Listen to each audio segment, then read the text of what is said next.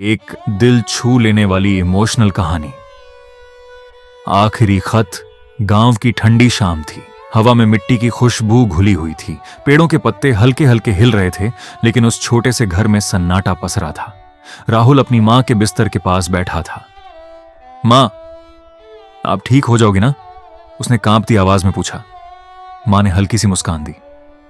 बेटा, हर कोई हमेशा साथ नहीं रहता, लेकिन यादें रहती हैं। राहुल की आंखों से आंसू गिरने लगे। वह कुछ समझ नहीं पा रहा था। कुछ दिनों बाद घर में लोगों की भीड़ थी, लेकिन राहुल बिल्कुल अकेला हो चुका था। कुछ दिन बाद एक दिन राहुल को अपनी मां की पुरानी अलमारी में एक लिफाफा मिला। उस पर लिखा था, मेरे बेटे राहुल के लिए। उसके हाथ कांपने लगे। उसने धीरे से खत खोला।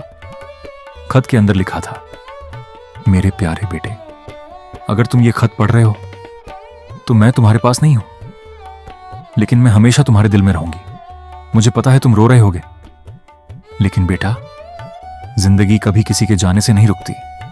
तुम्हें आगे बढ़ना है, मेरे सपनों को पूरा करना है। जब भी तुम्हें मेरी याद आए, आसमान की तरफ देखना। मैं वहीं किसी तारे में मुस्कुरा रही होंगी। तुम्हारी मां। राहुल जोर जोर से रोने लगा, लेकिन उस दिन के बाद उसने एक फैसला किया। वो अपनी मां के सपनों को पूरा करेगा। कई साल बाद वही राहुल अब एक सफल इंसान बन चुका था। उसने अपने गांव में एक स्कूल बनवाया, ताकि कोई बच्चा अधूरी पढ़ाई की वजह से अपने सपने ना छोड़े।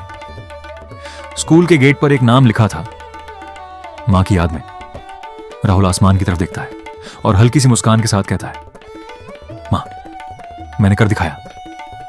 अपने अपनों की यादें हमें मजबूत बनाती हैं। जिंदगी रुकती नहीं, आगे बढ़ना ही पड़ता है। सच्चा प्यार कभी खत्म नहीं होता। अगर चाहो तो मैं इस कहानी के लिए thumbnail plus title plus scene wise